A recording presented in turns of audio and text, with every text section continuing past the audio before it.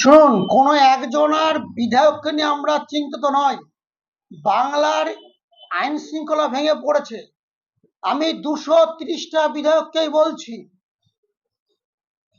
শুধু আমার বিজেপির কোনো বিধায়কের গায়ে এই জেলা 2 বিধায়কের ঠ্যাং ভাঙবো বলেছেন। যিনি বলেছেন তিনি মাথায় রাখবেন, তার একটা ট্যাং বাংলাদেশে পড়বে, একটা ট্যাং পাকিস্তানে পড়বে। সেই মতো করে যেন চলেন। সবরমতী এক্সপ্রেসের কথা মানুষ ভুলে গেছে, কিন্তু গোধ্রার কথা মানুষ মনে রেখেছে। অর্থাৎ দুজন বিধায়ককে ঠ্যাং ভাঙবেন আপনি, আপনাকে ভুলে যাবে। পরবর্তী ঘটনা যা ঘটবে তা 25 বছর যেমন ভুলেনি, গোধ্রার কথা 50 বছর এবার মানুষ ভুলবে না। আমরা চাই না এই ধরনের ঘটনা ঘটুক। আমি পুলিশ প্রশাসনকে বলতে চাই, আপনারা সমস্ত ঘটনা টিভির পর্দায় দেখেছেন। আপনাদেরকে অনুরোধ করব, ইনার বিরুদ্ধে আইনত স্টেপ নিন। সবার সামনে ক্ষমা চান, নইলে পরিস্থিতি কিন্তু ভয়ঙ্কর হবে। মুর্শিদাবাদ জেলা ওনার একটা চাকা করতে দেব না। আর সমস্ত সনাতনীদের বলছে, আপনারা সংঘবদ্ধ হন। আপনাদের অধিকার আছে আপনাদের আত্মরক্ষা করবার, মহিলাদের অধিকার আছে আপনাদের সম্ভ্রম আত্মরক্ষা করবার। সেই কারণে যা যা প্রয়োজন আপনারা তাই করুন। ভারতীয় জনতা পার্টি আপনাদের পাশে ছিল, আছে এবং থাকবে। পঞ্চায়েত নির্বাচনের সময়তেও আমরা দেখেছি, রাত্রি 1:30টার সময়তেও তৃণমূলের রানিং মেম্বাররা, কংগ্রেসের মেম্বাররা রাত্রির সময়তেও আমার বাড়িতে এসে তারা আশ্রয় চেয়েছে, তাদেরকে আমি আশ্রয় দিয়েছি। তাদের আশীর্বাদে মোদীজির উন্নয়নের জোরে গা বাজিয়েছে। যে বিধায়ক বলছেন ঠ্যাং ভাঙবো, তার ঘরে শিন কেটে ভরতপুরের মতো জায়গায় আমরা পঞ্চায়েত দখল করেছি। সালারে তাণ্ডব দেখেছে, আমি নিজে সেখানে সালারে দাঁড়িয়ে নমিনেশন করিয়েছি। সেই কারণে আমরা আছি। বড় সনাতনীর গায়ে একটা হাত পড়ে, রাত্রি 12টা হোক 1:30টা হোক, সাখারব ছিল, আছে, থাকবে। আর আমি পৌঁছানোর আগে আপনারা শুধুমাত্র আত্মরক্ষা করবার জন্য যা যা প্রয়োজন, আইনের চোখে যেগুলো নিষিদ্ধ নয় সেগুলো অবশ্যই রাখুন। আপনার অধিকার আছে। আপনাদের মাথায় যা যা বুদ্ধি আছে রাখবেন। লঙ্কার গুরু রাখতে পারেন, বাড়ির বডি রাখতে পারেন, রামদা রাখতে পারেন, তীর ধনুক রাখতে পারেন, ইত্যাদি ইত্যাদি। আজ যারা আইনের তৃষ্ণায় আইনকে বাঁচিয়ে, আমি আবার বলছি, আইনের উপর আমার দৃঢ় বিশ্বাস এবং আস্থা আছে। কিন্তু আইন আছে বলে এই নয় যে আমাকে কেউ খুন করে দিয়ে, মেরে দিয়ে, ঠ্যাং ভেঙে দিয়ে চলে যাবে। এটা হতে পারে না। আমার অধিকার আছে। অতএব যার যেমন মতো আছে, বারবার বলছে আইনকে বাঁচিয়ে যা যা রাখার আপনারা রাখুন, নিজের আত্মরক্ষার জন্য। মামলার প্রয়োজন আছে। আমি যদি মনে করি আপনাদের সঙ্গে মামলার প্রয়োজন আছে, 2 বিধায়ককে রিটিন ওনাদের বিরুদ্ধে এফআইআর করতে হবে, তাহলে আমাকে বিশ্বাস করতে হয় পশ্চিমবাংলার কোনো আইনে শাসন নেই। পুরো আইন চোখ বন্ধ করে আছে। অন্যর বেলায় পুলিশও মোটো এফআইআর করে, তাহলে এখানে শান্তি বিঘ্নিত ঘটছে, সেই কারণে পুলিশ কি পদক্ষেপ নিয়েছে? এমন তো নয় উনি লুকিচুপি বলেছেন, উনি তো প্রকাশ্যেই বলছেন, একবার না একাধিক বলছেন। তার বিরুদ্ধে পুলিশ কেন সুমোটো অ্যাকশন নেয়নি? কখনোই অস্ত্র বলেনি, আইনে নিষিদ্ধ নয় সেইগুলো রাখতে বলেছি। অস্ত্র ছাড়াও মানুষের প্রতিরোধ করার মতো অনেক জিনিস আছে, সেগুলো কেন রাখতে বলছে? যেভাবে তৃণমূল কংগ্রেসের এমএলএরা বলছেন 30% কে গঙ্গার জলে ভাসিয়ে দেব, আমরা 70%। তো ভুলে যাবেন না, পঞ্চ পাণ্ডব যথেষ্ট ছিল অন্ধ ধৃতরাষ্ট্রদের, কৌরবদের, যে দুর্যোধনদের শত ভাইকে ধ্বংস করতে। সেই কারণে শত ভাইকে, দুর্যোধনদেরকে সাহিত্য করতে 500 ভাই লাগেনি পঞ্চ পাণ্ডবের, ঠিক। তো 70% আর 30% যত যদি গল্প বলে, 30% যথেষ্ট।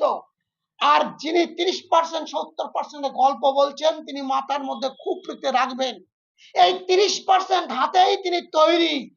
30% ঘরে লালিত পালিত হয়ে তিনি 30% নেতা। উনার নেতা কিন্তু 30% ব্যক্তি, সেখানেই হাতে খড়ি।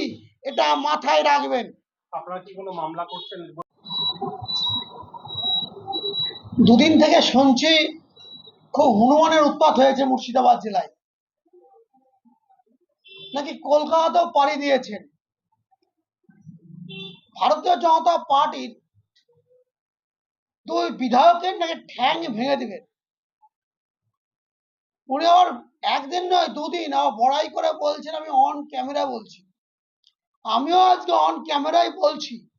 উনি বিধানসভা ফ্লোরে বলছেন তামাম মুর্শিদাবাদ জেলার এসপি ডিএম প্রশাসন দেখেছেন, বিধানসভায় মুখ্যমন্ত্রী দেখেছেন, বিধানসভার স্পিকার দেখেছেন, কিন্তু পশ্চিমবাংলা কোন আইনে ব্যবস্থা নেওয়া হয়েছে এই ধরনের বিধায়কদের বিরুদ্ধে, যারা জনপ্রতিনিধি হয়েও আর এক জনপ্রতিনিধির বিরুদ্ধে এই ধরনের মন্তব্য করে। যদি আইন যদি ছোট জগন্নাথ থাকে, যদি অন্ধ ধৃতরাষ্ট্র হয়, আমরা অপেক্ষা করছি, দেখছি।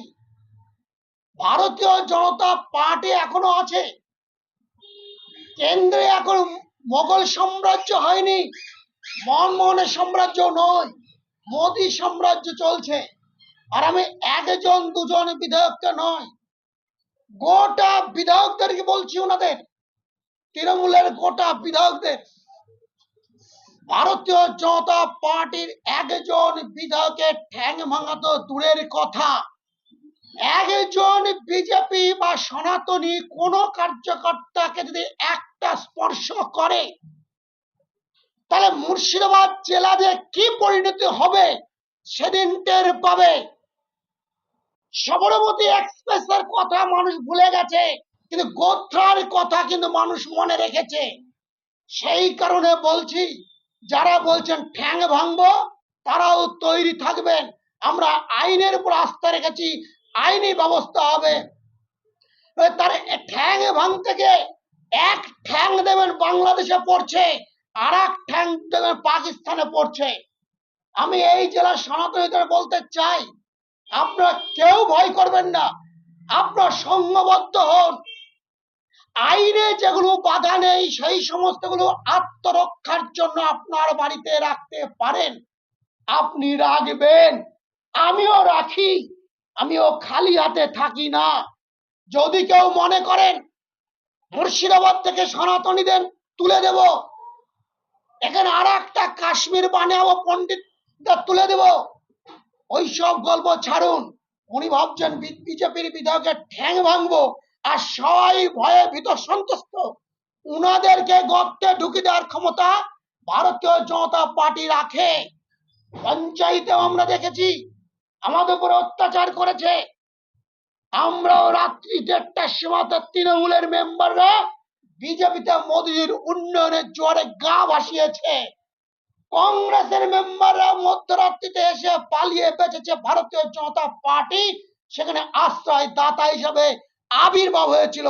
রাত্রি 1:30 2:30টার সময় কংগ্রেস তৃণমূল থেকেও আমার বাড়িতে সেদিন আশ্রয় নিয়েছিল অত্যাচারের ফল হিসাবে। আজ তাদের মাধ্যমে কিন্তু ভারতীয় জনতা পার্টি এই জেলায় পঞ্চায়েত দখল করেছে। লোকসভার সময়তেই আপনারা করেছেন। রেজিনগর শক্তিপুরে রাত্রি 1:30টার সময় আমরা তাদের পাশে দাঁড়িয়েছি। আমরা মুর্শিদাবাদ জেলার সনাতনীদের পাশে ছিলাম, আছি এবং থাকবো। যারা ঠ্যাং ভাঙতে আসবে তাদের ঠ্যাং আর ধর কিন্তু একদম বস্তাবন্দি করে যেখানে পাঠানো সেখানে তারা পাঠাবে, যাদের কাজ তারাই করবে। আপনারা তৈরি থাকুন, ভারতীয় জনতা পার্টি আছে। উনি ভাবছেন যেখানকার বিধায়ক সেখানেই ভারতীয় জনতা পার্টি পঞ্চায়েত দখল করেছে, উনার ঘরে শিন কেটে। আর উনি যেখানকার ভোটার, যেখানকার নাগরিক, সেখানেও ঠাঁই পাননি। উনার দলেই তো উনার ঠাঁই নেই। মুখ্যমন্ত্রী তো প্রকাশ্যে উনাকে বলেন তুই বড্ড বেশি কথা বলো, আর সেই কারণে মাইলেজ নেওয়ার জন্য কিন্তু এই ধরনের মন্তব্য করছে। আমি পুলিশ প্রশাসনকেও সংবাদ মাধ্যমের মধ্যে বলতে চাই, ইমিডিয়েট এইগুলো হস্তক্ষেপ করুন। মুর্শিদাবাদ জেলায় যেভাবে শান্তি বাতাবরণ আছে সেই শান্তি বজায় রাখার জন্য আপনারাও চেষ্টা হন। যদি কেউ অশান্তি বাঁধার চেষ্টা করেন, ভারতীয় জনতা পার্টি কিন্তু চুপ করে বসে থাকবে না। এটা জানে খুপড়িতে ঢুকে রাখে। তার দুটো কথা, সেটা হচ্ছে হনুমান বলতে আমি কাকে বলতে চাইছি এটা বলার অপেক্ষায় নয়, তামাম বাংলার মানুষ জানে হনুমান যেমন এডাল থেকে ওডাল, এই বাড়ির থেকে ও বাড়ি যায়। মুর্শিদাবাদের রাজনীতিতে একজন হনুমানবিদ রাজনীতিবিদ আছেন, তিনি কখনো হাতের বাড়িতে যান, কখনো পদ্মের বাড়িতে যান, কখনো ঘাস ফুলেও যান। আর দ্বিতীয় হচ্ছে আপনি বলছেন যে নিজের